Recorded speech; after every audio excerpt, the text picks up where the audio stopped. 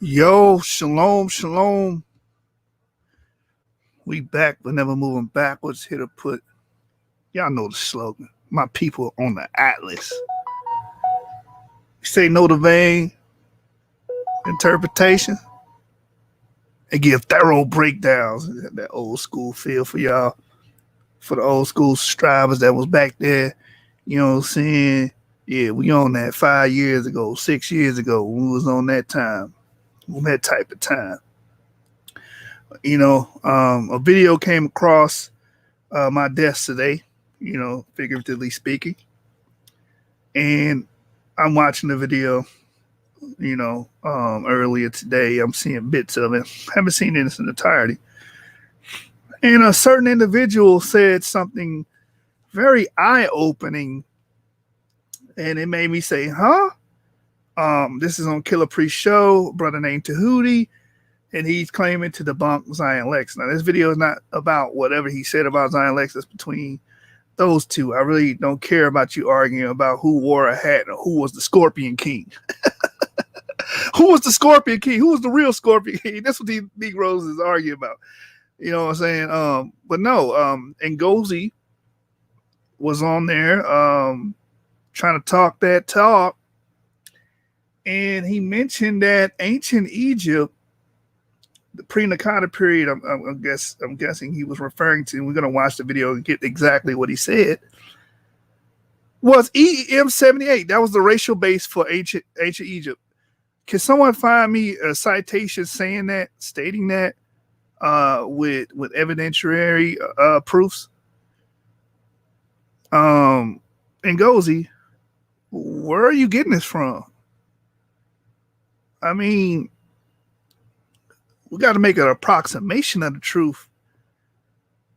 You just threw something out there. And I want to see the information that shows and proves that M78 from ancient corpse, ancient DNA extrapolated from mummies or, that goes back to that time period, showing and proving that EM78 was the base population during that time. I don't see that.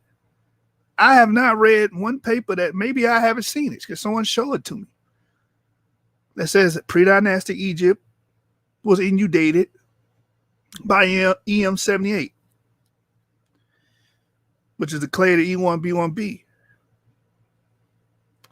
So I was like, I'm going to be gracious with this, take out my time and discuss these things about who is more likely to be the ancient population of ancient Egypt.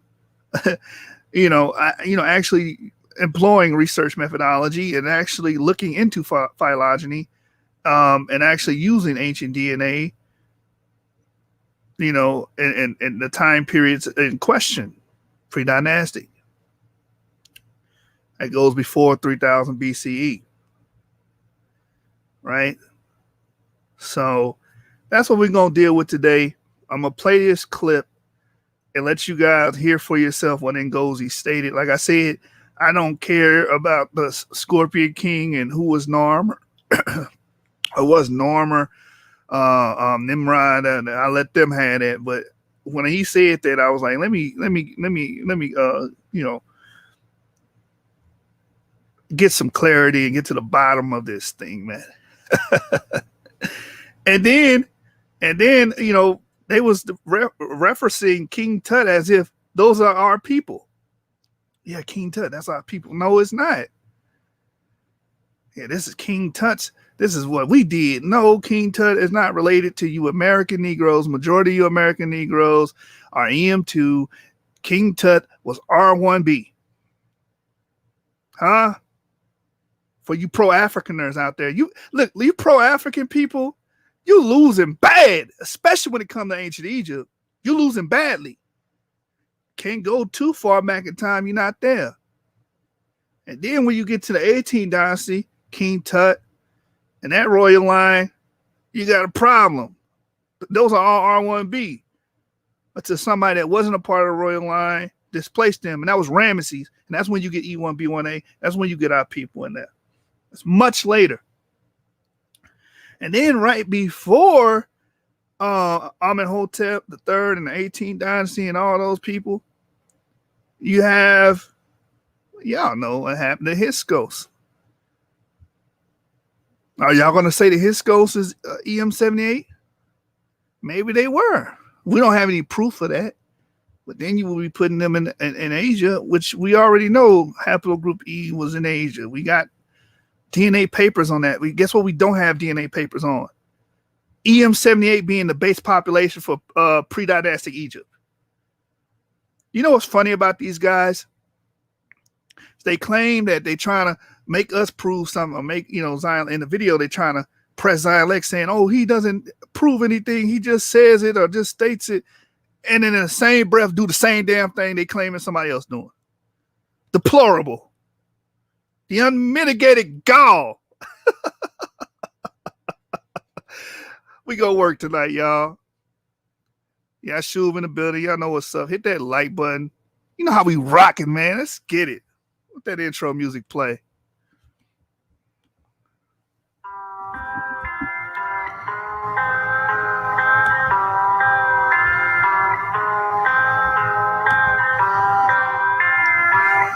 Big business. RSK, let it play, boy. When I tell them I'm an Israelite, it's big business, not miniature. Serve the same thing as minister. Kill the flesh, how to finish them. These commandments, they'll sustain you. I'm surrounded by these angels. I ain't worried, I'm protected from seen and unseen dangers. When I tell them I'm an Israelite, it's big business, not miniature. Serve the same thing as minister. Kill the flesh, how to finish them. These commandments, they'll sustain you. I'm surrounded by these angels. I ain't worried, I'm protected. Seen and unseen dangers. I wake up and say me a prayer. Brush my teeth, baby, then I throw on some threads. Wash my face, grab a cup, pour me some yum. Put on my backpack, then I'm off to the bread. I eat these devils for breakfast. Gotta be careful. Whole lot of blood being shed in the streets. Running so wicked, I weep for the living. I drop a free cheer for the dead. All my white friends in my pocket are either they loaded on to this black card that I swipe. Say every time that I drop it, the verse be hitting more harder than problems of life. Rich, I collected 2 guineas from every person that willingly gave me advice. Being afraid and existing, my spirit, I'm fearing no man but the Father in Christ. I put in work with the brothers, we stood on them calls, pretending like 9 or some night, teaching our people the gospel, equipped with a camera, some posters, some speakers, and mic. Every time that I see mama, she telling me, son, you gotta walk in the light. Christ, the bread of heaven, keep feeding my spirit, and I wanna low, not a slide. When I tell them I'm an Israelite, it's big business, not miniature. Serve the same thing as minister. Kill the flesh, how to finish them. These commandments, they'll sustain you. I'm surrounded by these angels. I ain't worried, I'm protected from seen and unseen dangers.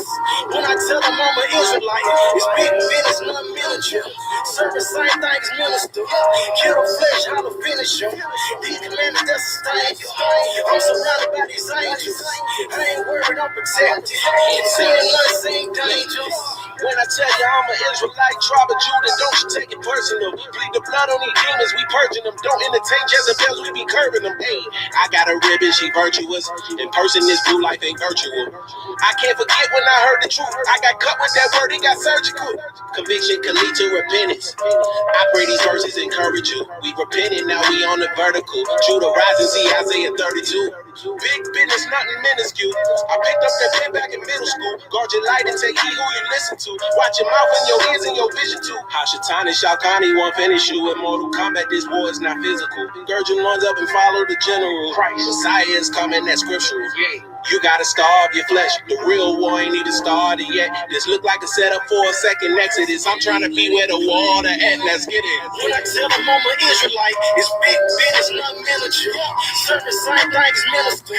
Kill the flesh, how to finish them. These commandments, they'll sustain you.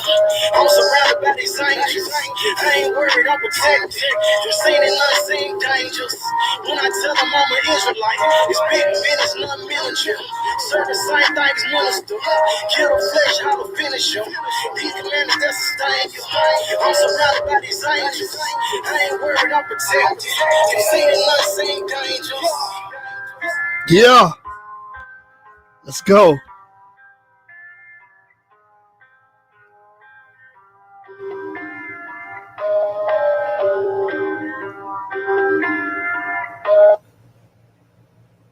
All right, man. How y'all feeling? How y'all feeling? Introducing the new Spire Studio Generation 2 from Isotope. I just exited out the wrong video. Hold on. Double the recording time, easy setup. All right, so from there, we're going to get the actual comments from NGOZI. I ain't trying to twist nobody's words on here. You know what I'm saying? We keep it authentic. We real researchers around this joint. You heard me? Jersey. Let's go. So we gonna analyze, and you know, like the beloved Loaded Luck said, we're gonna chop up this fable.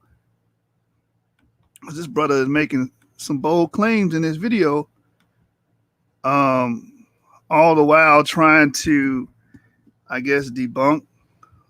I just want to say two things. I mean, just a few things before you go in, yo. Okay. I'm glad you brought the bull, and I'm glad I wanted you to bring up the bull tail that you see Nama has on him. If you deal with these people in Egypt at this time period, and particularly Nama, you do see Mesopotamian people coming in, but they're not coming in the sense of they come in the second half of the Nakata period.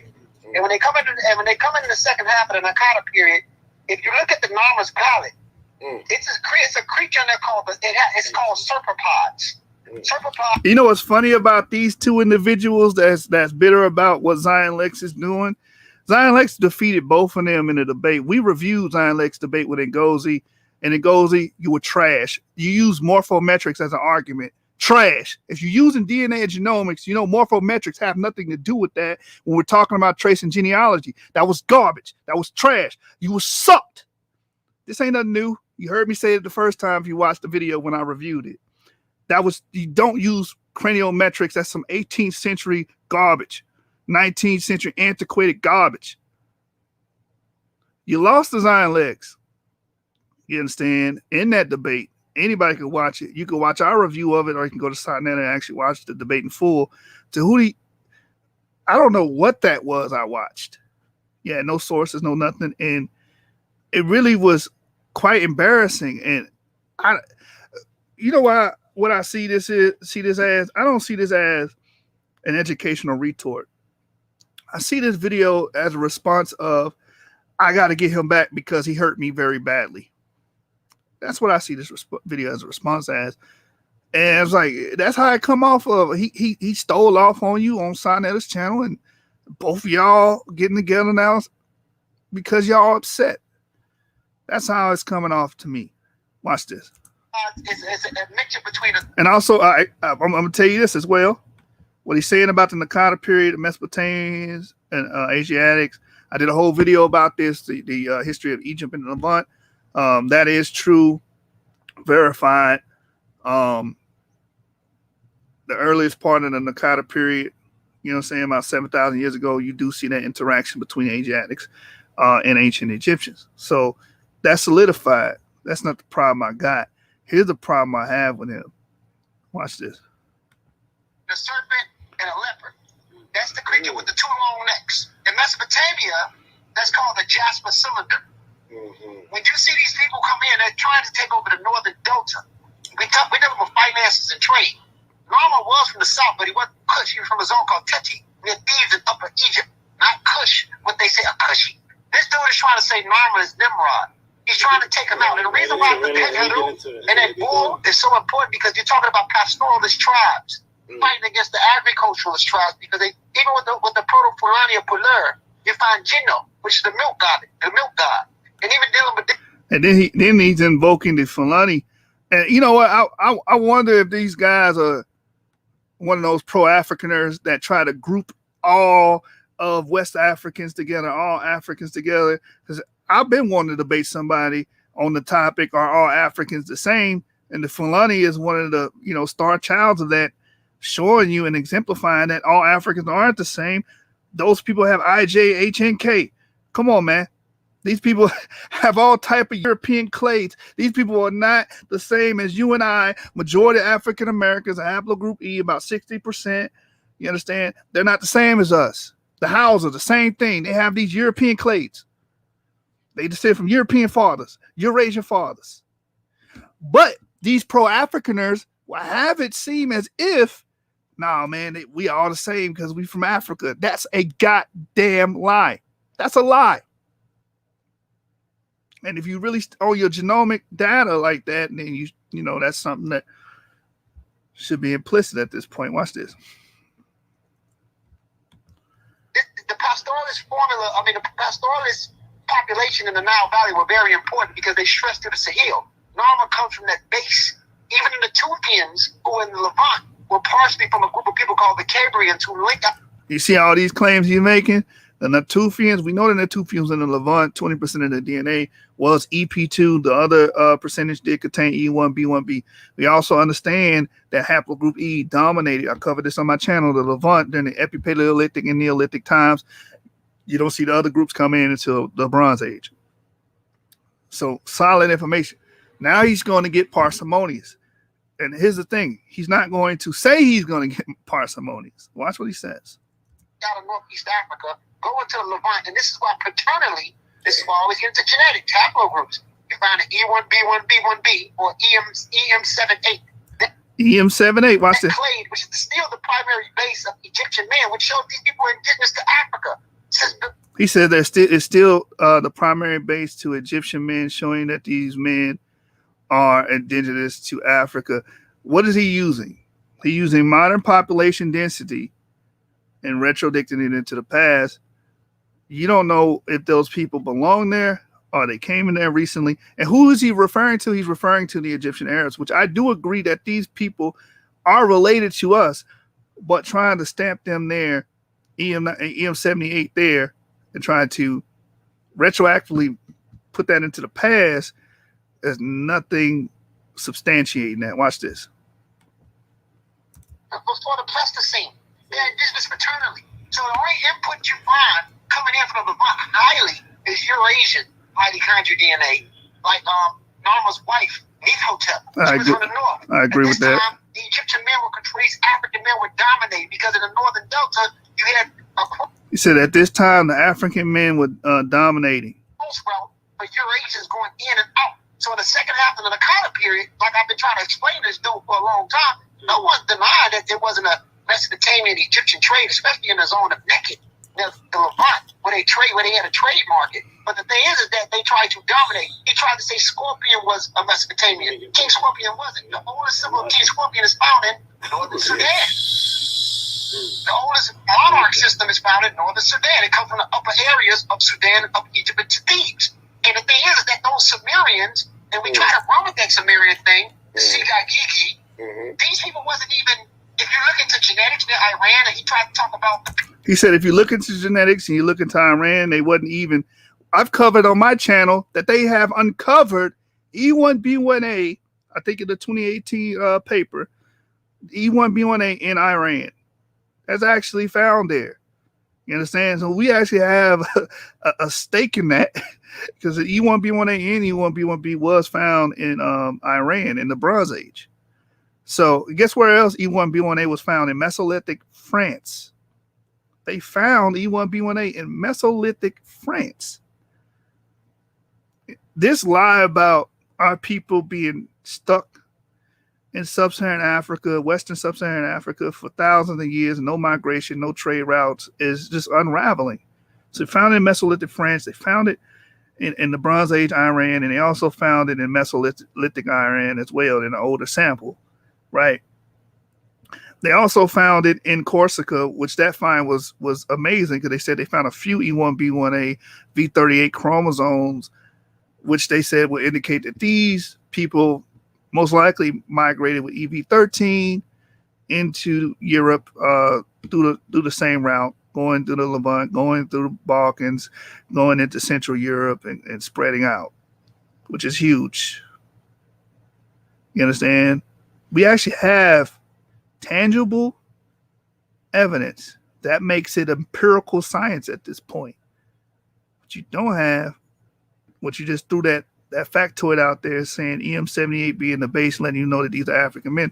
And the Africanity statement that you made is what I disagree with, because a lot of this E haplogroup E introgression into these regions was not there initially. You're talking about pre-Nakata period. The pre-Nakata period, when you go into, who was those people there? You're right. There was Eurasian introgression there. But who was the primary people there? What was the base of people there then? Not using population density now. Because if we use population density, white Americans are the original Americans because they're 177 million. They're the largest. We're going off of frequencies, and this is why I like Muntazer's work. Dr. Muntazer, I love you because your work is amazing on genetics, on African genetics in particular. He tells you high frequencies does not denote original population. So we do see EM78 amongst many of these Arabs in Egypt. And those are my people. You know why? Because they're E1B1B. I'm E1B1A. We are closely related. We share a male common ancestor. Not because what plot of land they stepped their foot on. You understand? You pro-Africanists got that problem. I call it Africanity insanity. So it would seem to me, maybe he could correct me, that he's inferring, since you have this this population of EM78 today, as a basis to try to throw that or superimpose that into the past, pre-Nakata period or pre-dynastic Egypt period. You understand? And I'm going to get into that, and really chop that fable down and show you that those people that were there, the primary people there, that we have the evidence for, that we have genetic evidence for, we don't relate to them. You understand? Those early ancient Egyptians. Now we do know there was introgression from the Levant. The Levant corridor has always been active in trade with Egypt, right? He even mentioned it. I covered that in my video about Egypt and Levant. We read the book on, what was that? The actual Oxford history of archaeology under the Levant. That's the book that we covered, right? So watch this. I think this might be an end of his statement. Pyramids of the step pyramid is a predecessor of the ziggurats, though. You hear something in Egypt before the step pyramid called mastabas. Mastabas is the predecessor of the pyramids or the pyramids. Those ziggurats, the oldest ziggurat you find outside of Iran before it goes into Uruk, is in a zone. Before it goes into Uruk in Iraq, was in a zone called Teta-Erik, which is in Iran. So guess what? Those Sumerians wasn't who we think they are. From what people say, these people were Eurasians. NGOZI. The people are Eurasians. Okay, well, E1B1A was found there. I guess, I like that title. Our clade is Eurasian. Pure NGOZI. No, but I find it funny. They like to argue, pyramids there. I don't care about none of that stuff, man. What I'm primarily focused on tonight is the EM78 statement. You know what I'm saying? And I don't know what those people are Eurasians. Many Eurasians, I'm gonna show tonight, was involved in Africa. A lot of you Negroes claim these people as your own. Tutankhamun and I'm in a hotel. That was our people. Black people. Everybody black ain't the same, man. Everybody black ain't the same. I.e. the Fulani. I.e. the Chadic speakers. Okay. We can keep going on. I.e. the Negrito population. Many of them have FM89 lineages. Philippines. Come on, man. All black people ain't the same. Just because someone dark skin or depicted as dark skin, depicted as Negro, and I got something that's gonna really, really make you guys that's pro the Africanity insanity bunch. You really gonna be upset when I show you that the queen during a particular period in Egypt and her hair texture. That's probably gonna make you mad. Because you have this idea about pure Africanity and only one way of being African, and everybody's African that's the same, woolly hair and all this other stuff. You think that's supposed to cut across the board with everybody that has this quote unquote title, this arbitrary title, African. And y'all know I cut against the grain, man. So that's why I take issue with this. Watch this. It goes. I think. Yeah, you went in, bro. Yeah, but I think. I think Tahuti wants this body. Yeah, he want revenge because the brother smacked you up pretty badly. Live. And this is his way of saying, I'll go get you back. No, you're going to get him back by standing in that ring with that man and rematching him. That's how you get him back. Yeah, but I mean, you guys lack that testicular fortitude. We can clearly see here. I got to learn how to, man the hell up. Or is it Hillary? In fact, they won't touch this kind of topic. They would like to have some buffoon on who knows nothing about the topic that they can make fun of. But if somebody actually knows what they're talking about, no desire to have a conversation with that guy. And this, I'm afraid, also extends to intellectual academic debate. Professors, I don't name names, but it's true in general, are scared to debate. They say things, but they won't stand up behind them. They rely on their own hospitable crowd of well-wishers to endorse what they say, amplify it. They want Michael Moore to make a movie on it, and they want to be in the New York Review of Books. But they won't stand up man to man in intellectual debate and allow their ideas to be tested. That's it. Won't stand up man to man and allow your ideas to be tested, man. Don't want to do that at all. Yeah, that's what they do. When they get a man that's a man, they try to down him. And if you badmouth somebody often enough, you get people adopting what they hear. So you get a negative impression. So what the deal is take the exemplars who behave like they're supposed to, and you get the people turned against that by telling lies, mistruths, exaggerations, and so forth. And they no longer listen to that individual, but they listen to the idiots. They listen to the idiots.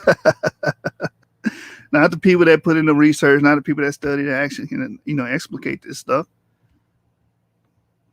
No. The people just make silly claims that don't back it up. You had to get some of that kick into. Yes, sir. Good job and overkill. Yeah, good job and goals. We both got killed by Zion Lick. So let's get together on here and shuck a job. No, go challenge that man to another debate. How about that? Get NGOZI in the ring with Zion Lex again. And Tahuti, get Tahuti in the ring with Zion Lex again. That's how you solve it, bro. Let me go back to the beginning of this. I'm gonna let it play all the way through so it's clear. The second half of the Nakata period, if you look at the Narmer's palette, it's a white crown, and over here is Osiris's. And this is another thing that I know these guys like to play, this pictograph stuff, man. It's really a game of it really ain't a game of academia, mental fortitude with you guys. A lot of this stuff be pictographs with you guys. Picture pages. Come on, man. Y'all gotta raise the level, bruh. Picture pages, time to get your picture pages, time to get your crayons and your pencils. Picture pages, open up your picture pages, time to watch Bill Cosby do a picture page with you. Y'all do this picture page stuff, this lookership stuff. You know what I'm saying? Again, that's their argument. I just like poking holes in it. Watch this. The white crown. The interesting thing about all these symbols is that they all tie into the story of Aset, Nebtet, Heru, Set. And hold on real quick. I'm not co-signing that Narmer was Nimrod either.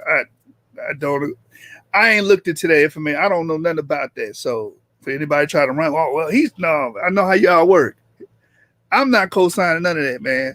My focus is this EM78 stuff, and is NGOZI implying that this is what the early pre-dynastic Egyptians carried. The gene bearers that they carry EM78 during that time period. Single and all the rest of the material, every single image that the Kemetians had ties into a specific story that goes in sequence. It's not random images. Crazy. That's You know what's funny about this video? Tahuti got he got the way he sounds and his cadence and how he carries his speech. He's very similar to how Zion Lex carries his speech, his cadence, and how he talks and delivers information. It's very similar. That's the funny thing about it. I think this is actually King Tut's. This is King Tut's too. So look, here is Narmer with this headpiece on with the swirl. Okay, and here's Ramesses. This is found all throughout Kemet. Where can we find these images in archaeology dating back prior to 3200 BC, brought from other cultures, and then explain how the story matches? Because they're not just wearing symbols to look fly. Well. These symbols tying. After this, he does mention that there was introgression from Mesopotamia, so that kind of hurts your argument. And he brought up something that what do you call them? Cephalopods. Those long neck beasts that you see on the normal palette, he brought that up as well. And I believe those people with afros on the bottom of the normal palette, according to them in the debate, I'm quoting these people in the debate, those are actually Asiatics on that normal palette, according to NGOZI in that debate he had with Zion Lex. Into a story. They have the Heru bird for the Heru story. They have the Het Heru or the Het cow for the story of Heru because his mother was called. Which is funny because it hurts your argument because you're trying to say there's no show the evidence, but the guy that's going to get on the phone and going to get the evidence of introgression of the Asiatics coming in. He was like, well, they were trying to dominate. Who gives a damn they were trying to dominate? That shows that there was an introgression there. That was foreign people coming into Egypt, back and forth, trading, warring, or whatnot. That's the history between the Egyptians and the Levantines. The Levantine corridor has always been used for trade and travel and war. The sacred cow. There's reasons why they're wearing these symbols. Now, he didn't teach that right. Not at all. Not at all. He's saying that the Narmer is from Cush because of the Bible narrative. The Bible is the one that said. Well, we didn't get to that part. We're going to get to that. The Bible says Nimrod is from Cush because he's about to say. Let's get to the root of it. So here come on and goes. I'm gonna let him say his whole statement unabated. He's about to say that Nimrod is Narmer. Watch this. Who's that? He's on there. NGOZI was on the whole time. I just want to say two things. I mean, just a few things before you go in, yo. Okay. I'm glad you brought the bull, and I'm glad I wanted you to bring up the bull tail that you see Narmer has on him. If you deal with these people in Egypt at this time period, and particularly Narmer, you do see Mesopotamian people coming in, but they're not coming in the sense of they come in the second half of the Nakata period. And when they come in the second half of the Nakata period, if you look at the Narmer's palette, it's a creature that it's called serpopods. That's what it was. Serpopods is a mixture between a serpent and a leopard. That's the creature with the two long necks. In Mesopotamia, that's called the Jasper cylinder. When you see these people come in, they're trying to take over the northern delta. We talk about finances and trade. Narmer was from the south, but he wasn't Kush. He was from a zone called Teti, near Thebes in Upper Egypt. Not Kush, what they say, a Kushi. This dude is trying to say Narmer is Nimrod.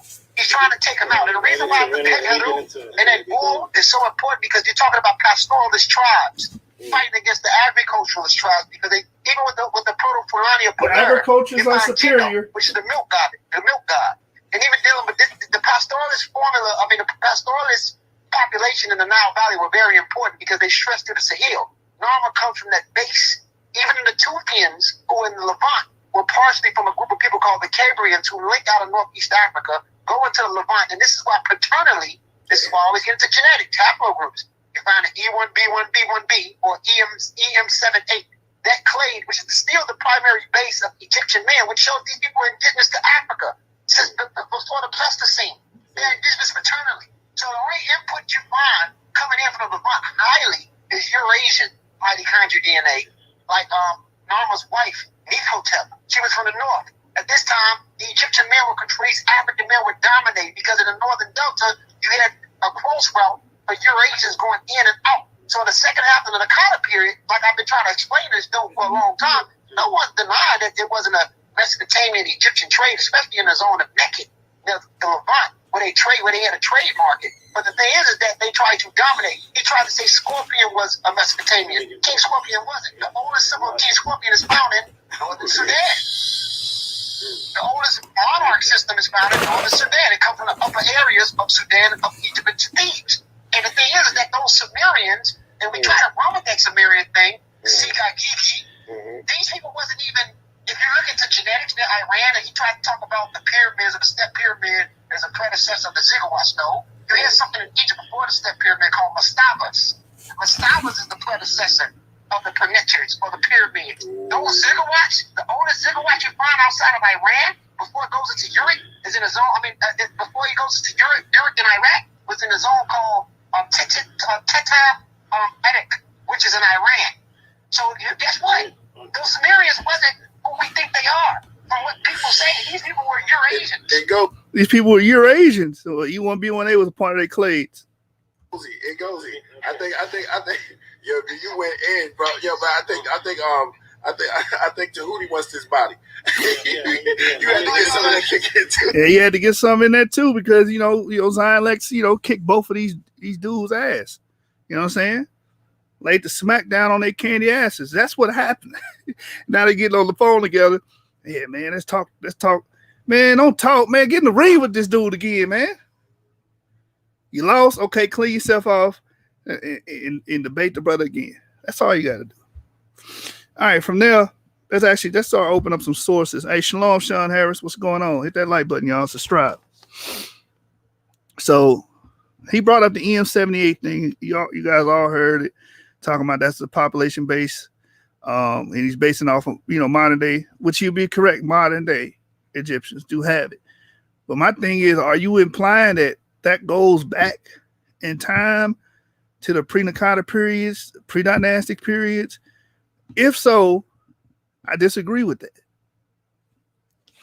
And this is why I disagree with that. First, we're going to get a little history lesson here. All right. So we're going to share our screens and get a little history about, Nubia and Egypt. And why we're going to focus on Nubia, third, fourth cataract of the Nile is because we actually have ancient DNA samples going back to the time in question. All right. Paternal DNA samples. Excuse me. All right. So this is Humanities Libre text. Charlotte Miller, Associate Professor of History at the Middle Georgia State University, is the one who wrote this. Source from University System of Georgia via Galileo Open Learning Materials. And it's dealing with Nubia, the kingdoms of Kerma and Kush. I want to deal with them specifically because, like I said, they were along the Nile around the 34th, and I think maybe the 5th cataract, which is below Egypt, right, in the Sudan. But we actually have DNA going back to the time in question. That's why I want to focus on these people.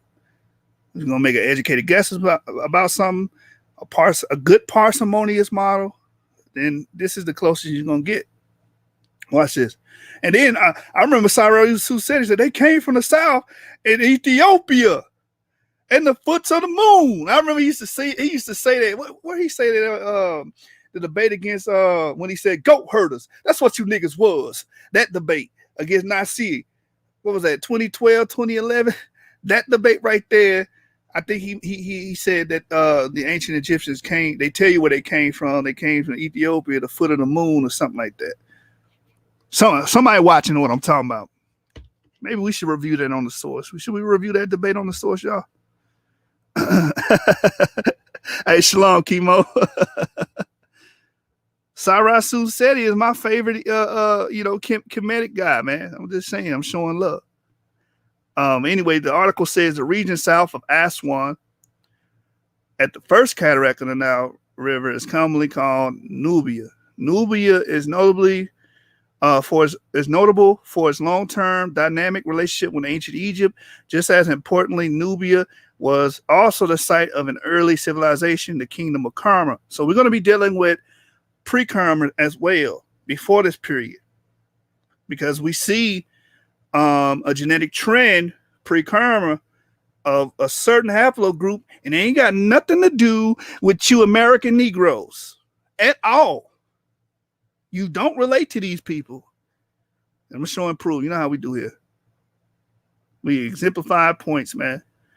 We don't do like these Africaners, man. The Africanity insanity must stop.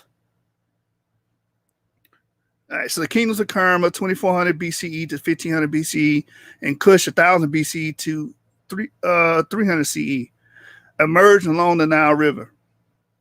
These kingdoms prospered, especially due to their productive agriculture in the region's copious natural resources. At certain points, both Kerma and Kush were strong enough to successfully invade Egypt.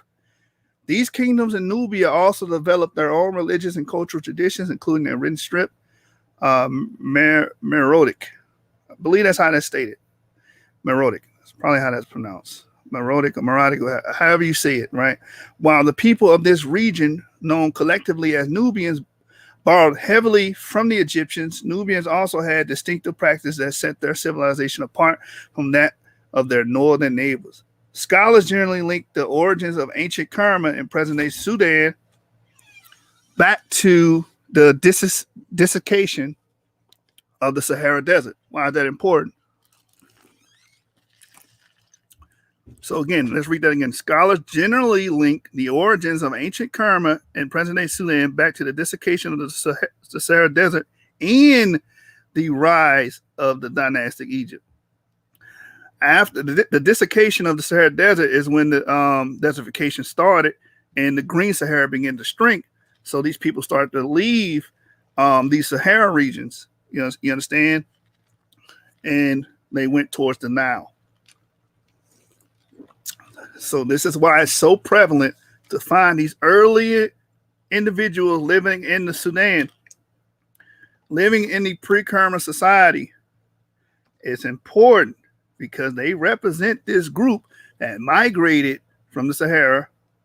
You understand? Hypothetically, theoretically, is what the scholars are saying, what that happened during that time. We don't have a time machine. We're not omniscient. But we do know the Green Sahara existed, and it began to become the Sahara Desert that we know today, which has caused a mass migration of peoples towards Egypt. And it spiked this period of time. All right, it says similarly, ancient Egypt, the drying out of the region encouraged people to move closer to the Nile River in the years between 5 to 4000 BCE. Rock paintings showing cattle in areas that have been deserts for thousands of years attest to the environmental changes in Nubia and also the development of a cattle culture that dates back to at least the 4th millennium BCE. Just as in Egypt, the desiccation of the Sahara Desert drew together people from all directions. As people settled closer to the Nile River in Nubia, they brought their cattle, their agricultural traditions, and their languages, building settlements with higher population densities. So again, they left the Sahara. These people left the Sahara, went to the Sudan, and went to Egypt.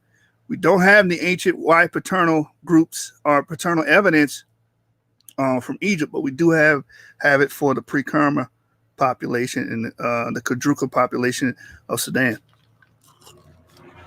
Additionally, Egyptian elites designed ivory, animal skins, tents, incense, and other luxury goods, prompting trade between Nubia and Egypt that predated the unification of Egypt. So these people were trading back and forth before Egypt was unified.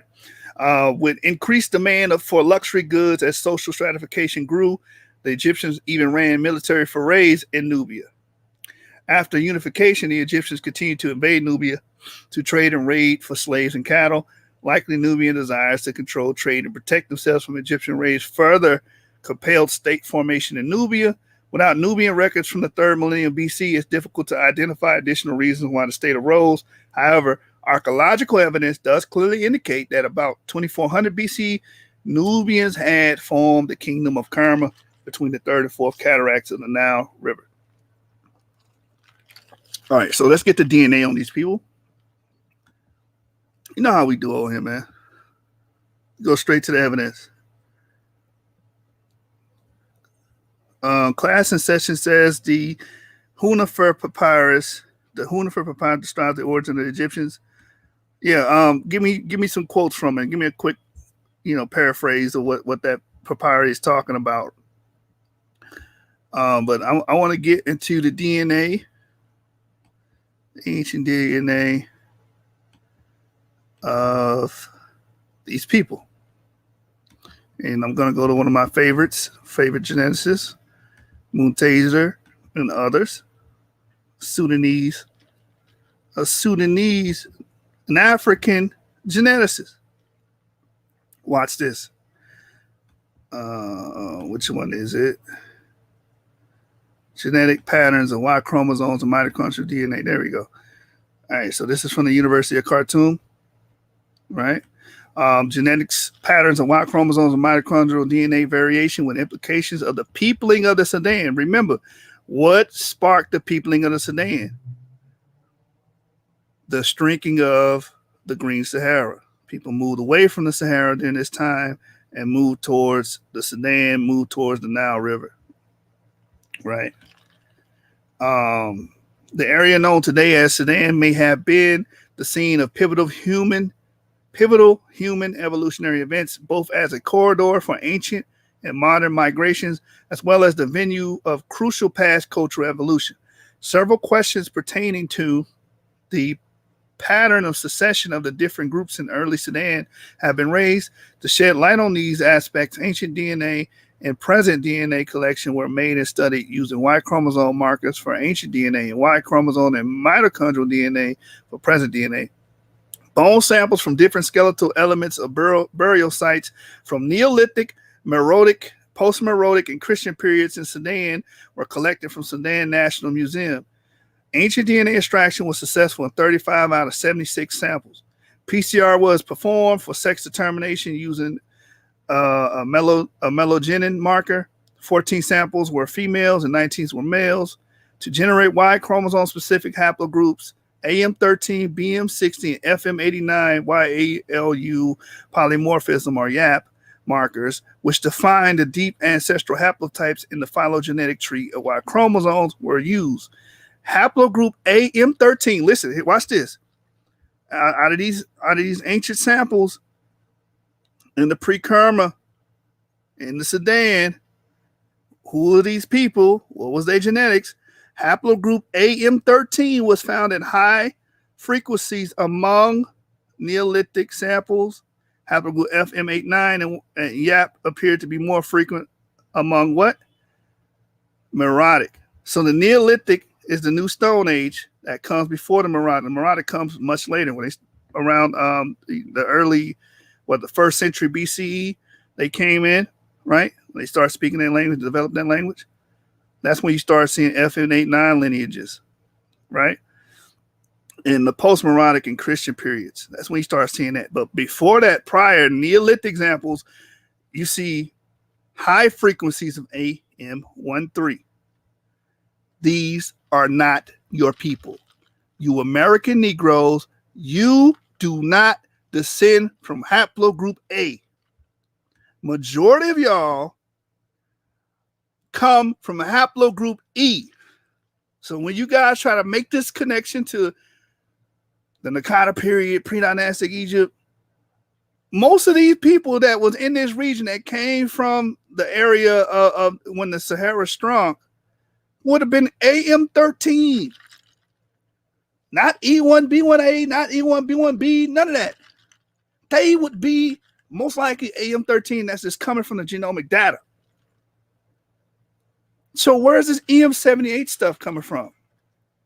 Maybe I'm mistaken. Maybe I don't understand what he's saying. They're African because of EM78. And you can't even infer that. You can't push that EM78 into this area. There's no genetic data to go off of. The only genetic data, the closest thing we have is these Sudanese remains, these pre-Kerma people that dominated with high frequencies during this time. That's what we see. Haplogroup AM13. I'm going to talk on this one. Check this out. So we see haplogroup AM13, and we know the San people are known for that. Nilotes, some Nilotic people are known for that, right? Nilo-Saharan speakers are known to carry AM13, haplogroup A. And you know what's interesting about that? A couple years ago, maybe 6, 7, 8 years ago, they did a study and they found evidence of the migration of the San people. The San people was not always in South Africa. They know this because they have Eurasian admixture. In order for you to obtain Eurasian admixture, you have to be around Eurasians. It's just that simple. We don't got to go too deep into genetics on this thing. Common sense. In order for you to attain any admixture, you must admix with those people. So we're going to read that as well. And that goes back and that brings that haplogroup into the area, you know, at least 3,000 years ago. So we know they have evidence of those people migrating and moving. It wasn't just in sub-Saharan Africa or deep south. Really, we could also say that could be an effect, a byproduct of what we call in the Bantu expansion. We came in, displaced a lot of these people, and moved them further south. But the point I want to bring here is these individuals, primarily haplogroup AM13, not EM78, not E1B1B, not E1B1A, none of that. Come on, man. Where's your evidence for these statements? Can we get some evidence for a change? Haplogroups A, M13 was found at high frequencies among Neolithic samples. Haplogroup F, M89, and YAP appeared to be more frequent amount around the Meroitic. That's when you start seeing M78 and all that other stuff as well. You don't see that there during the pre-Kerma period. You don't see it. And remember, this population is a result of the Green Sahara shrinking and a great migration from these areas. All right, you don't see haplogroup BM60. You don't see Chris, what was it, Chris Rock? Yeah, brother came, Ahaya B. Praise came over here and let me know that Chris Rock had haplogroup B. I was like, word, he got haplogroup B. Yeah, man, he's a pygmy. He's a bushman, man. Guess what? What's the important thing? These are not our ancestors. We do not descend from these guys. We're not related to these guys at all. And I think I'm one of the only channels that when we going into DNA pointing this stuff out, man. Yeah, NGOZI do be talking like he the king of DNA, man. But I wanna know what he meant by that EM78 statement. Yeah, a lot of Arabs in EM78. That doesn't mean the Nakata period of Egypt was inundated by people with EM78. I'm sorry. Matter of fact, I'm not sorry. Hell with being sorry. It's the truth. We're more likely to see more individuals in AM13 because that's what we see in the pre-Kerma period, right? So it didn't help anybody out what we're talking about here. The Neolithic, right? Let me give y'all this chart right here. Let me stop sharing that one. Share this one.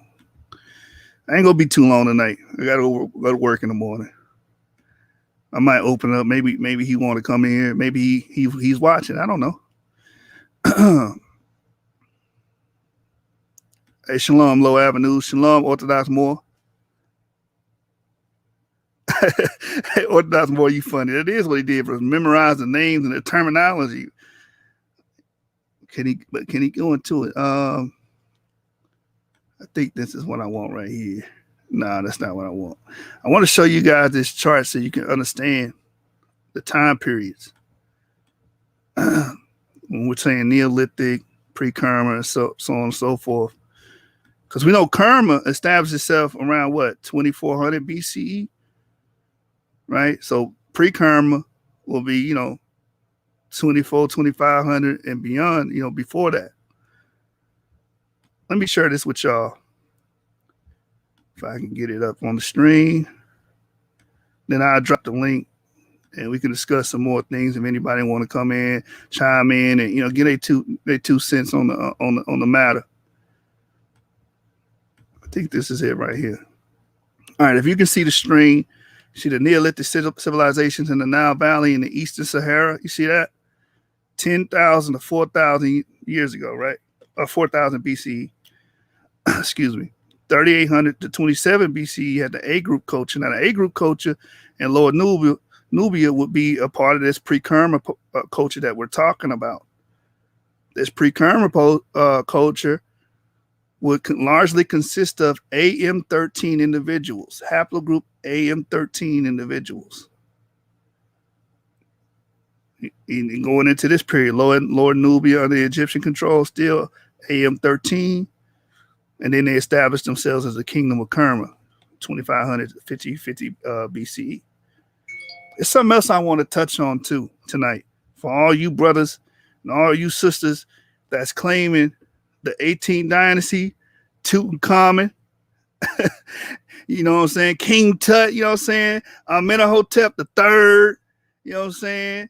All you people that's claiming these individuals as your ancestors, I got some bad news for you. Matter of fact, let me get into that one next.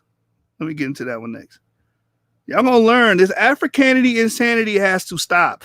The Africanity insanity has to stop. Let me put the link in the chat. Anybody want to come on, they can come on. You know what I'm saying? Watch this. Let me get the article dealing with Tutankhamun. Man, the pro-Africaners are going to be mad on this one. Watch. Because they did the DNA. Here it is right here. Paleogenomic based kinship analysis of ancient Egyptian human remains. Here we go. This is like when you watching Mari and he getting ready to say, you are the father, or you not the father? Watch this. Watch this right here. All right, we're going to open this tab. We're going to open up the insights from ancient DNA. All right, so I'm going to show you the article before we get into meat and potatoes of this article. You know what I'm saying? The insights from ancient DNA analysis of Egyptian human mummies. Clues to disease and kinship. I have a section on malaria here that's very interesting because we know malaria developed in sub-Saharan Africa. So what is it doing in the east? Northeast. All right, so let's go now. We're not going to touch on that, though. We're going to talk about this. All you people that's looking to ancient Egypt. Again, so we go to Sudan and Nubia and show that those early people, the pre-Kerma, were dominated by AM13. That's what all the DNA samples show. Majority of them are AM13. Those are not your people. Now, let's go to the New Kingdom. And now you can't claim, are you going to claim the Hyksos? The Hyksos are Asiatics. So if you're going to say that your people are the ancestors of the Hyksos, then you, by default, are claiming an Asiatic lineage. Then right after the Hyksos fall, then you have the 18th dynasty come, and you have Amenhotep, Tutankhamun, and all those guys. And we're going to see, do you Negroes in America relate to these pharaohs? All right. So it says a paleogenomic base kinship analysis of ancient Egyptian human remains. The genetic relateness of individuals from archaeological sites has been utilized to elucidate family relationships. And that's what we're finna do. We're about to elucidate some family relationships tonight on the source. We about to, all you brothers and sisters, and I think Killer Priest then was talking about King Tut as if they were them. Or those are their ancestors. And that's an error. You're not related to these 18 dynasty pharaohs at all. So there's a number of studies on Egyptian human remains assess the maternal and paternal lineages using both mtDNA sequences and nuclear DNA markers, including autosomal and Y chromosome short tandem repeats. To the best of our knowledge, no full NGS autosomal study has been published yet in this regard. Only uniparental markers were utilized. Uniparental markers, Y chromosome, X chromosome. We know that, right? So an investigative study was carried out on the familial relationships of a number of late 18 dynasty mummies, circa 1550 to 1295 BC, including that of Tutankhamun. The study was based on the analysis of the autosomal and Y chromosome STR markers in addition to the mitochondrial hypervariable region 1 sequence, a 4-generation pedigree of Tutankhamun's immediate lineage, and the identity of his ancestors were established. The royal male lineage was the Y chromosome haplogroup R1b. The royal male lineage was the Y chromosome haplogroup R1b that was passed from the grandparent Amenhotep III to the father Akhenaten to the grandchild Tutankhamun. All these people that y'all been praising as your ancestors and venerating as your ancestors, telling people that we go back to these people in the 18th dynasty and the gold and King Tut, and this is our people and we great because of them. Negro, please.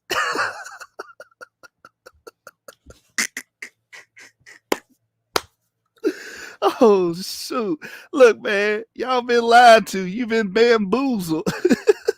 This is why you can't be dealing with picture page scholarship, man. You guys got to study up on this information. Let me read it again one more time. Now you see now, you done fucked up, you know that, don't you? I see what I'm saying? I thought. No, so, you know what I'm saying? That you done fucked up now, you know that, don't you? Somebody messed up bad. Anybody claiming? Who's claiming? What African American is claiming his lineage, man? Let me know. Maybe y'all should. If y'all know anybody that's suffering from Africanity insanity, send them this article. It can clear some of those remedies up. So let's read it again. You know what I'm saying? Maybe for the audience that just came in. This is about the 18th dynasty pharaohs. Let's go back to it again. A 4-generation pedigree of Tutankhamun's immediate lineage and the identity of his ancestors were established. The royal male lineage was the Y chromosome haplogroup R1b.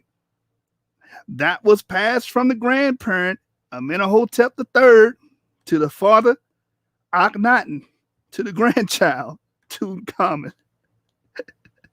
The maternal lineage is the mitochondrial haplogroup K, extended from the great-grandmother Thuya to grandmother Elder Lady Queen Tai. We're going to show her picture of her mommy tonight. To the yet historically unidentified mother, KV35, younger lady to Tutankhamun. These women, these African queens. These are African queens. These were black queens. They may have been black. I'm not taking that from you, but they ain't got nothing to do with your black ass.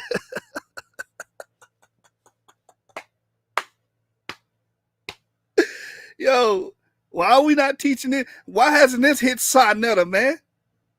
Why hasn't nobody went on Sonetta and did a presentation about the Y chromosome haplogroups and genealogies of the 18th dynasty pharaohs? You keep trying to stick us into this Egyptian paradigm, this Kemetic paradigm. Went to the pre-Kerma population. They were AM13. Why did I go to them? Because they are the population that came in and swept into the Nile after the Sahara storm. Then we get to the 18th dynasty, and we see that these people were R1. These males, this royal male lineage is R1, and we know who broke the male line. This male lineage, this royal lineage was broke by Ramesses. That's when our people came into it. It's about to say because they money train went in. They money training in. If they come on, man, they can't tell the truth about King Tut. You are not the father. Man, look. But who we are related to, we can get to the next portion of this of this greatness here. You are now tuned into the greatest. Look, another genetic examination was done as part of a multidisciplinary study on the mummies of Ramesses III in the unknown man E, 20th dynasty, circa 1190 to 1070 BC.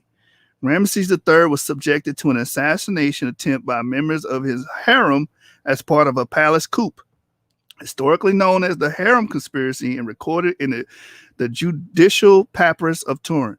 The unknown man E was suggested to be Pentawar, the son sharing in the coup. Study concluded on the basis of the radiographic evidence that the pharaoh was murdered during the attempt. The genetic results confirmed that both mummies, Pentawar and Ramesses, had the same Y chromosome molecular signature E1B1A haplotype, and one set of identical autosomal alleles suggesting a father-son relationship. So these pharaohs, we can say we are related to because they have E1B1A. But you guys don't even mention Ramesses like that. Ramesses really, when you think about it, Ramesses get the short end of the stick. You know what I'm saying? Modern Christians that painted him as the pharaoh of the oppression. You know what I'm saying? The one that we related to get all of the bad stuff. You know what I'm saying? He's the one who caused the Egyptian hate and so on and so forth. But then when we start talking and glorifying the pharaohs, you know, a lot of times it's Amenhotep, a lot of times it's Tutankhamun, a lot of times it's Akhenaten. These are the people they glorify. They don't even glorify the one that we actually related to. I wonder why. Low Avenues, you funny. This brother said, wouldn't claim Tut no way, especially when mom and dad's as full brothers and sisters. Yeah, they did have that. You know, they kept the royal line going, if you know what I mean, man. The incest thing was real. A higher praise, it says, in their mind, black skin automatically means they are our people. And that's why it's important to, you know, really understand and break down genetics, because everybody black ain't us. The Chadic speakers are not us. The Fulani people are not us. The Hausa people are not us. A lot of them have European clades, and that's just the facts. What does that mean by having European DNA? What does that mean? That means they have different fathers, a different set of fathers they descend from than you. That's what that means. These people in the Sudan, y'all was claiming Nubian and all that. You can't claim that. These early ones was AM13. You understand? Haplogroup A and B has black skin, so to NGOZI and NGOZI, they are people. Yeah, come on, man. Everybody got black skin is your people, man. Taiwan Bright says, we are from, and I'm glad I hired you here because you brought up the fact that Chris Rock is haplogroup B. He ain't our people, man. And when I say he ain't our people, I'm talking about genetically, man. We don't share the same fathers as he does. Oh, man, you hate black people, man. I mean, it's the truth. All black people don't share the same paternal clades. You guys, if you guys watched the show this weekend, I showed you guys the black belt of Alabama's DNA results. All those people that put their DNA in that registry were African Americans, and they had I's, they had Q's, G, H, K. They had all type of European clades in them. You understand? So you just because they black don't mean they us. Clash Assassin says, I thought the Fulani were E1B1A or E1B1B. No. The Fulani have a lot of European clades, and they might have those clades in them, but it's probably low frequency. Callie T says, he says Yoruba and the Mandinka are descendants of Ramesses. Now here's the thing. I took my DNA test on 23andMe, and the bottom of my paternal results, it says you and Ramesses share a paternal ancestor that's either from Northern Africa or Western Eurasia. That's what 23andMe is telling me. Or anybody that's got E1B1A. It's going to say the same thing. Thank you, Chemo. They should know this stuff. They always talk about the Khoisan people. And when they was on the street talking about, we gave birth to the human race. All this other stuff. We were the first ones. You do know that's talking about the Khoisan people, right? That ain't talking about you.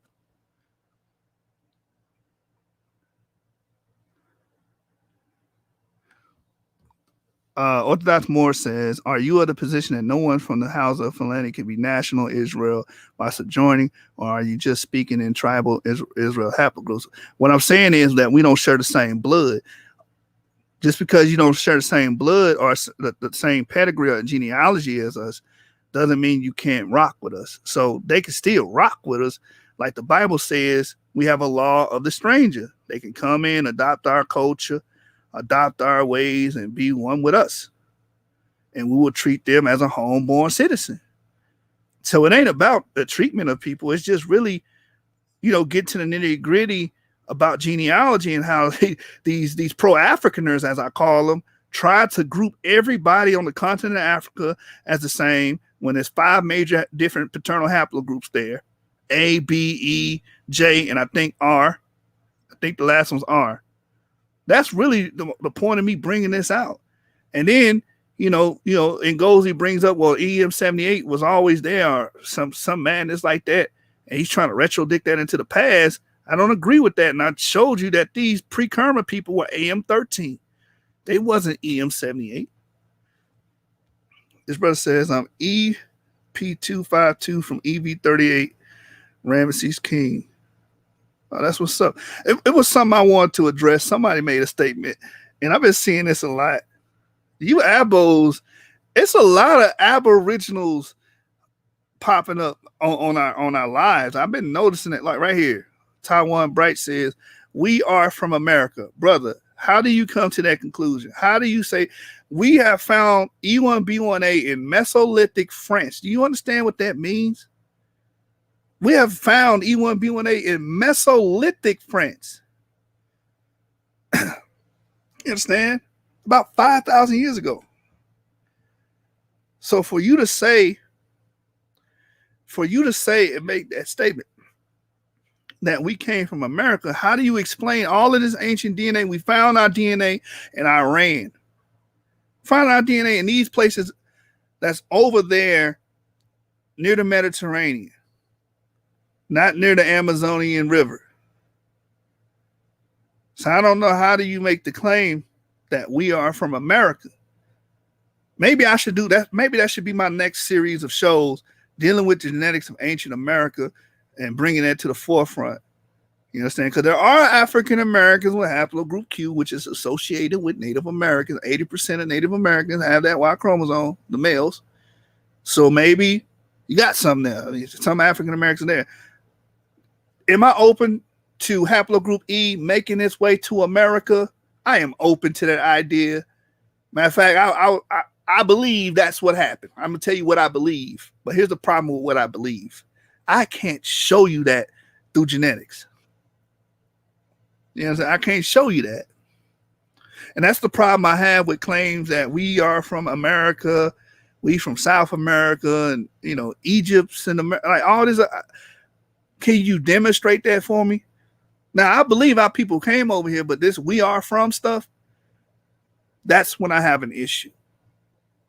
Because we have plenty of evidence showing. We got Ramesses DNA. He's E1B1A. We are clearly over there, not over here. You see what I'm saying? Now, if you want to argue traveling, I'm with you. I agree. I believe we did travel over here. You know what I'm saying? But that's as far as it goes. I can tell you what I believe. I can't show you nothing on the DNA side.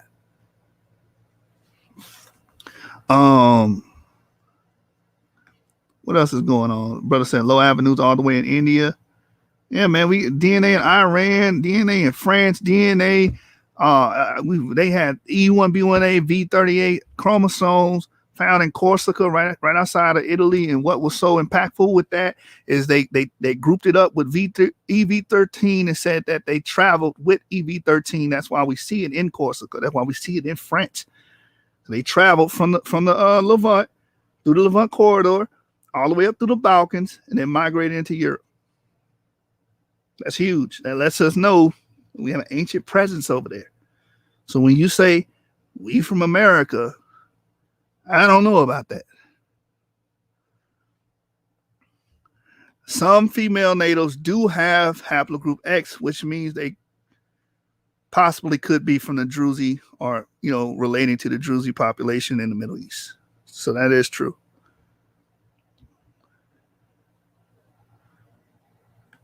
Oh, he said my information. Oh, Clash and Session said I'm wrong. He said I've got to admit that the information surprised me. I have seen a few Fulani show that 23andMe results and it showed the haplogroup. So E1B1A. Yeah, no, I'm never all or nothing. Some of them do got E1B1A. But it's high frequencies of European clades amongst them. He said, most I know is my granddad. Granddad is from America. This brother said, Army Rocker, man. Army Rocker. Brother, what does that mean? What does Army Rocker mean? Brother said it was in South Arabia. Yes, it had an ancient presence. If you're talking about E1B1A, we also know that it had ancient presence in Oman and Saudi Arabia and stuff of that nature as well. Orthodox more says appreciate the clarity anytime, brother. And that's right, all skin folk ain't kinfolk. All right, we moving around. Callie T also says the freedmen of Princeville, North Carolina, intermingled with the Tuscarora. My father's grandmother were of the lineage. That an Indian tribe. That's another Indian tribe. I studied the genetics on. A lot of EM2 was amongst them. I'm trying to think of their name. They had a lot of EM2, a lot of our DNA introgress amongst them. But they also had a lot of R1 and other stuff, man. I'm trying to think, what is their name? I was looking at it. Me and James was going over it. He says, so E1B1A was in France before Nigeria. I will put it to you like this, Vernon Robinson. Show me E1B1A, E1B1A sample in sub-Saharan Africa before. I'm not going to do that. It ain't no E1B1A in Nigeria. No DNA samples in Nigeria. There's no DNA samples. Cameroon, none of that. Going back into Mesolithic times. We finding all this old DNA outside of the areas they said we supposed to be at. Found E1B1A in the Bronze Age in Iran, and we found Mesolithic around 5,000 years ago in France. And the Corsica samples, they dated that to 7,000 years ago. I don't see no E1B1A, no samples. When I say samples, I'm talking about they dug something out the ground, they dug a fossil out the ground, a human skeletal remains out the ground, and extracted the DNA from the skeletal remains, and then determined we have E1B1A here. They don't. The oldest they found 8,000 years ago, I covered it on here, was A00. And the other one was like BM60 or something like that. Let me put it to you like that, man. A higher be praised and also believe he was from the Eastern Nile Delta because he adopted the name Set, a name that was only adopted by non-Egyptian pharaohs, just like Seti, who was also the non-Egyptian heritage. Are you referring to Ramesses? Okay, let me read the rest of what you said. Ramesses the third father, Set Nakiti, I guess that's how you say it, was not related to any, other previous pharaohs. It is believed he was the usurper who took the throne of Egypt when Egypt was under a state of civil unrest. Shout out to Higher Be Praised, man. Like I said, man, 6th Man of the Year award goes to this man. This man get a triple-double off the bench every time we go live. This brother is setting the comments on fire with actual factual works, man. Shout out to High People. I always give that brother his flowers, man. He be going in.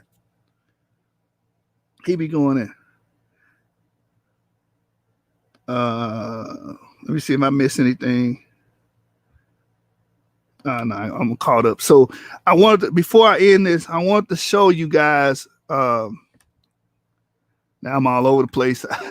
I had this ordered at first. I wanted to show you guys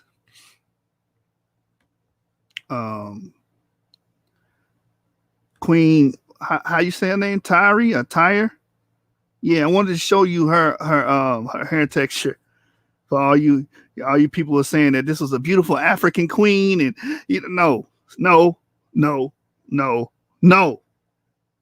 Stop it. The Africanity insanity must stop. So we're gonna pull this up. Let me find it. Hold on. Oh wait, we didn't even finish this, did we? We didn't even finish this, man. Y'all got me sidetracked. Watch this. Let me blow this up. Maybe y'all can't. I don't be knowing if y'all can see it or not. I'll be honest. Let me just blow it up a little bit for you. All right, watch this. Watch what they found in the 12th dynasty, man. It says genomic analysis could resolve a long-standing question regarding the kinship of two high-status Egyptians from the 12th dynasty, 1985, 1773 BC, known as two brother mummies, Nakht Ankh and Kum and Num Nakht. The two mummies shared the same tomb, and inscriptions of their coffins stated that they had the same mother name. Num Ah, however, when unwrapped, they were different morphologically from each other. Using hybridization capture of the mitochondrial and Y chromosome fractions followed by NGS, the results revealed that both mummies were assigned to the same mtDNA haplogroup N1A1, indicating a maternal relationship. On the other hand, incomplete profiles of Y STRs were obtained but showed variations between the two mummies, suggesting they belonged to different fathers, and they may likely be half brothers. Now, from my research, their Y chromosome DNA was actually K. K is not an African haplogroup. It's a Eurasian haplogroup. M1A1 is not an African mitochondrial haplogroup. It's a Eurasian haplogroup. So what's up with all this African queen, all black people, the same stuff that dies and implodes when you deal with genomic data. All right. Now let me get this queen. We're done with that. Let's get the queen tire page. I want you guys to see how she looked for all these lookership brothers. See if she looked like a black African queen that these people try to depict her as. Watch this. Let's see, queen. I think it's Tyre, right? Tire. How you spell her name?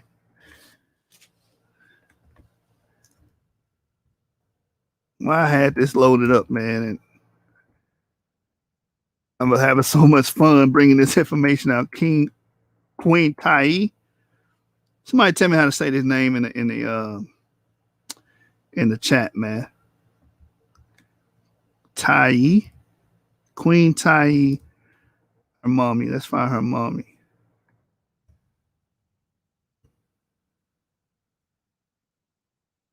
All right, here it is. This is a funny website too. Hold on, check this out, y'all. For all you guys depicting her as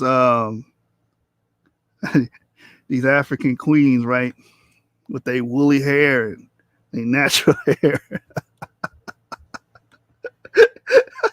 Oh man, y'all in for it. So it says Egyptian queen. This is Al-Bawaba. That's the name of the web.com. It says Egyptian queen Tyre's hair steals the show in the Grand Mummy's royal parade in Egypt. Last night, Egypt has presented distinguished historical event through the procession of pharaonic royal mummies, which traveled from the Egyptian Museum in Tahrir Square in the Egyptian capital, Cairo, to the National Museum of the Civilization in the city of Fustat, during which one of the mummies caught the attention because of its hair, which appeared in very good condition despite being embalmed for thousands of years, sparking the astonishment of social media users. This mummy belongs to Queen Tyre, and as why her hair was not damaged, Mukhtar El-Sabani, a member of the Supreme Committee of Egyptian Museums, revealed that Queen Tyre had undergone a high-percentage embalming process because of her high rank as a queen, and her hair had the largest share of this interest. Look at her hair. Look at her. That's her hair. That's her hair texture. So much for your black African queen.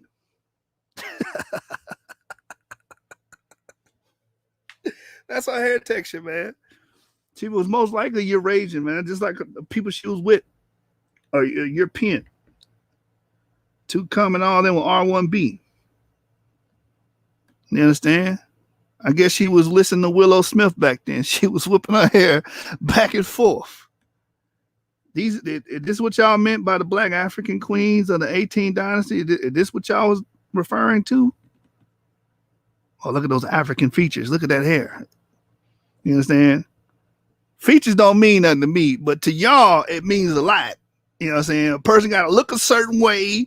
You got to have woolly hair. He got to have a big nose. You know what I'm saying? He got to be a certain shade of brown. He can't just be brown. He got to be a certain shade of brown. None of these people have that. Look at this hair. All right, man. I'm through, man. The brother said, you sure the Obama process didn't straighten hair? The Obama process is now the 23andMe. I'm not 23andMe, but what's that? Just for Me. It's a Just for Me kit. It's a perm kit that straightens these people hair out. No, I'm sure, man, that didn't happen. I have no problem with her hair looking like that, but these pro-Africans do. You know what I'm saying? They go, oh, it's a sham. It's a sham. The white man trying to put himself in Egypt.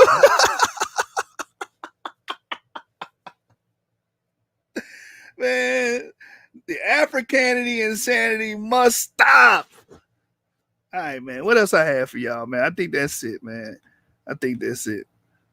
I don't want the angry African that's coming after me, man. So I don't think I should show you guys anymore. I mean, I could show you the 2 Egyptian mummies with haplogroup J. I could do that. You know, put the cherry on the top here. Oh, man. All right, man. It's been fun. I got to go work in the morning. I can't be up all night with y'all. Y'all seen it, pre-dynastic Egypt. Most likely it was AM 13 with the evidence available. And then when you get to the 18th dynasty, those are R1B, not them. And then if you go before the 18th dynasty, then we're going to deal with the Hyksos. Are y'all going to claim the Hyksos now? Somebody talk to me. Y'all going to claim the Hyksos? Is anybody going to claim the Hyksos?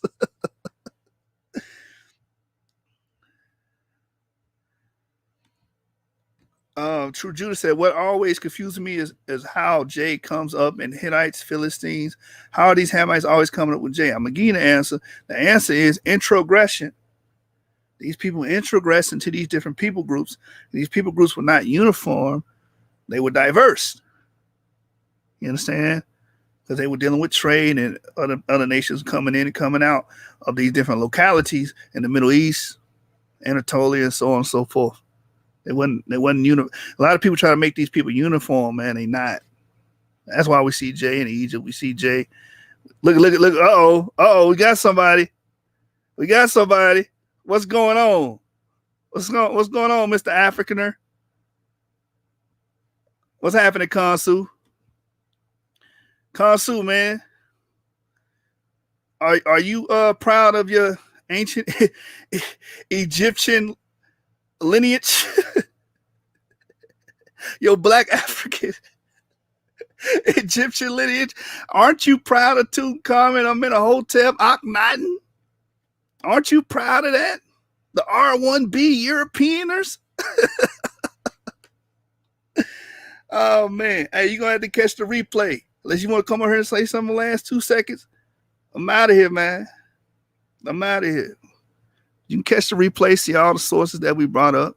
Your boy, if he was saying that EM78 was the basis for the pre-Nakata Egypt, I don't see that in no data, no genomic data, no genetic information, no chromosomes, no nothing, no uniparental markers. I don't see that in any paper. So if that's what he's saying, the dude was wrong.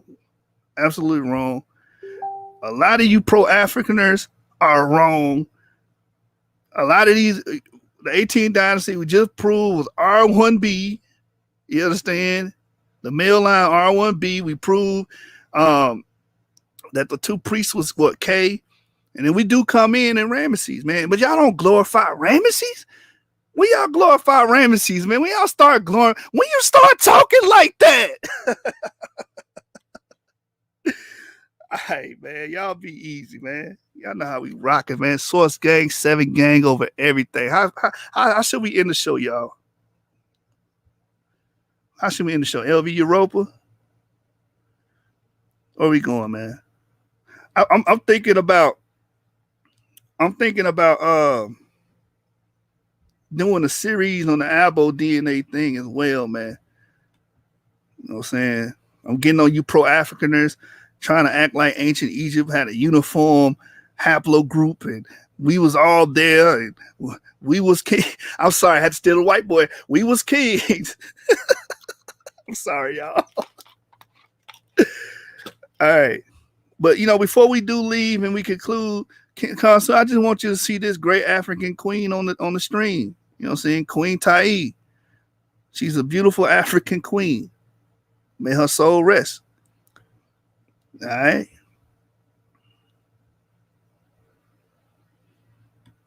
I will have to research them, brother. The Pelagians. I think that's how you say it. All right. All right, man. Let's close this out. You know what we talking about, man. Big business over here. Big business. Big business. Shout out to Consul, man. Shout out to Consul.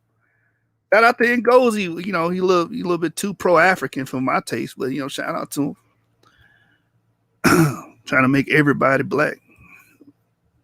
Everybody the same. All right, watch this, y'all, man. Y'all be easy. If y'all missed it, y'all can get it on the playback. Went over all of the DNA materials, all my sources. You know how we do over here. This the source. Now we rocking, man. Let's get it.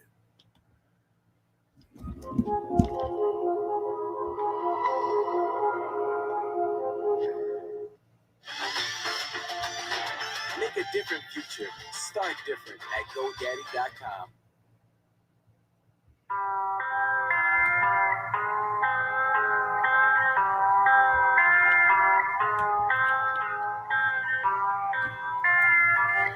Big business. RSK, let it play, boy. When I tell them I'm an Israelite, it's big business, not miniature. Serve the same thing as minister. Kill the flesh, how to finish them. These commandments that sustain you. I'm surrounded by these angels. I ain't worried, I'm protected from seen and unseen dangers.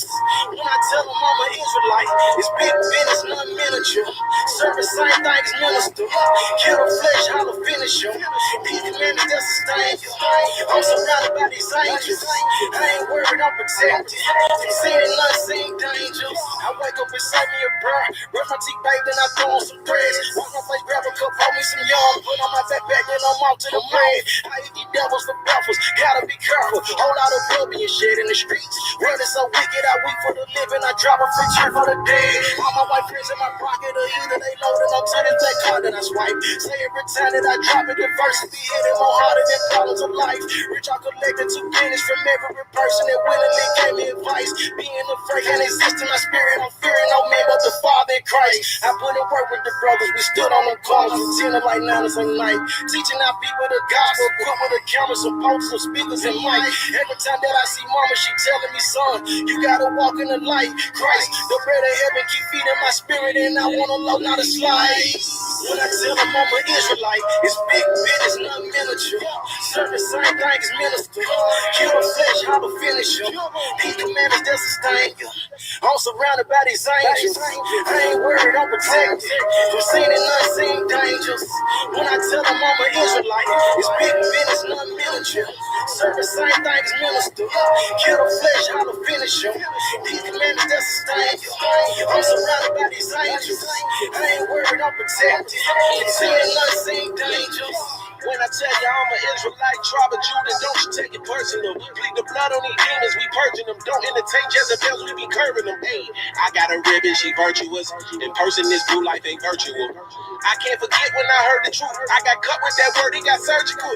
Conviction can lead to repentance. I pray these verses encourage you. We repented, now we on the vertical. Judah rising, see Isaiah 32. Big business, nothing minuscule.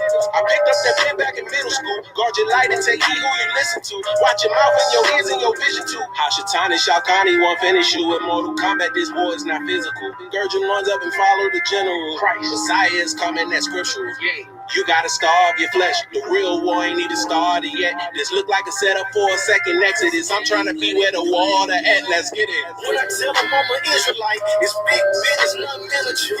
Serving same thing as minister. Kill the flesh, how to finish you. These commandments that sustain you. I'm surrounded by these angels. I ain't worried, I'm protected. From seen and unseen dangers. When I tell them I'm an Israelite, it's big business, not miniature. Serving same thing as minister. Kill the flesh, how to finish you. These commandments that sustain you. I'm surrounded by these angels. I ain't worried, I'm protected. From seen and unseen dangers.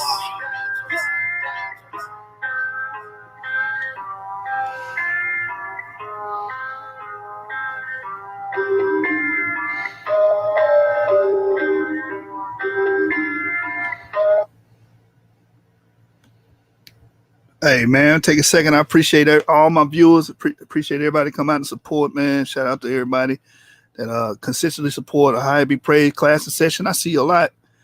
True Jude, I've been seeing you a lot. Been seeing you often. Appreciate all y'all. Love y'all, brothers, man. Before I get out here, let me get some of these comments out the way now. I missed.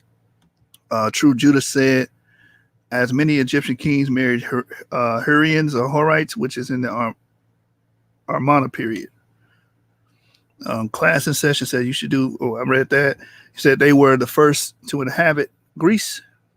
The Spartans came out of them, and the Phoenicians. They were supposedly black. Could have been. I don't know. To look into that. All right, man.